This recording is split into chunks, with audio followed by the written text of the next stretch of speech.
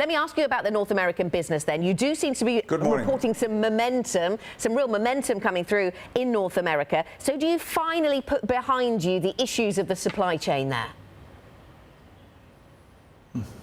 As you saw, we grew double-digit in the US and online in China, and US is indeed accelerating.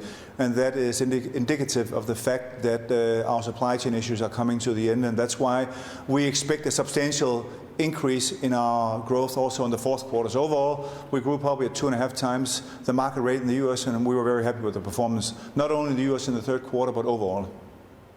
Are you still having to fly apparel from Asia into North America? And what kind of impact can we still see from the supply chain issues in this set of numbers?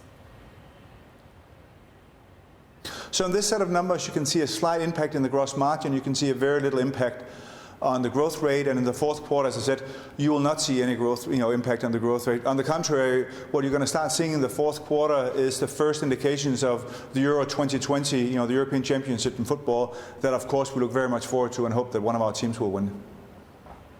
Okay, let me look at another topic with you, Kasper, and that's around tariffs. You said in the past, you said back in August, that the threat of US-China tariffs wasn't really a big problem for Adidas, and perhaps you still have that view. But could you just update us on any pain that the tariff narrative, the tariff story, the actual tariffs themselves is causing for Adidas?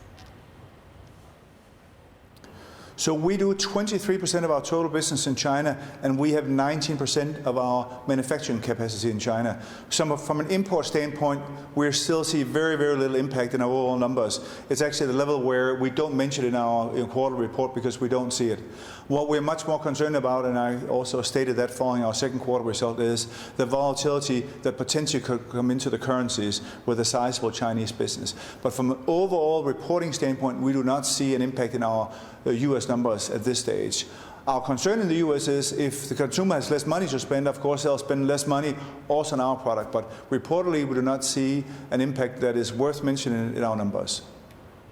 Yeah, so in terms of what you see on the US consumer, because a lot of people are looking at contraction in manufacturing and the tariffs impacts and saying, how long can the US consumer remain robust? From what you see, Kasper, is the US consumer on good form?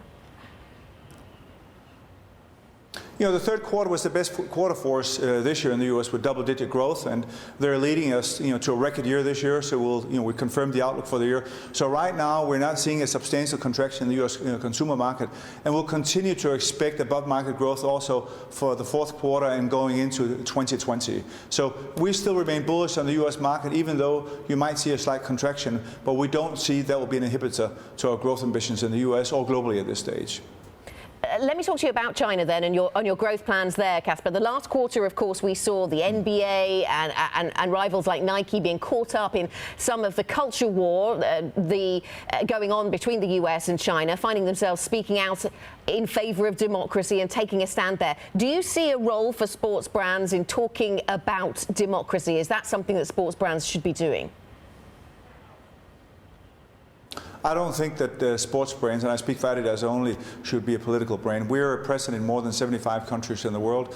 We're present in countries with very difficult, different political systems. And frankly, I don't know with which glasses we should be measuring this on. Our role is to make sure that people conduct sport, have a healthier life, by providing the best products, whether that's in China, America, or in Denmark or Germany, and that's our position on that. Regarding the Chinese market, we grew double-digit in the Chinese market. We continue to invest. We're building a tech center in China. We're building a local creation center in China.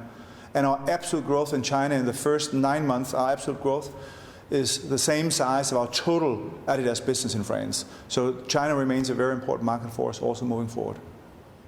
I want to ask you about something else that's growing, and that is the Parlay sneakers and apparel range using recycled plastics. Climate change, obviously, a big topic of conversation, and plastics in particular, and the way they end up in the ocean. So you take this stuff out of the ocean and you use it, you recycle it, but it's still a really tiny part of your business, obviously, at this point. How big can it get, that kind of innovative use of recycled plastics?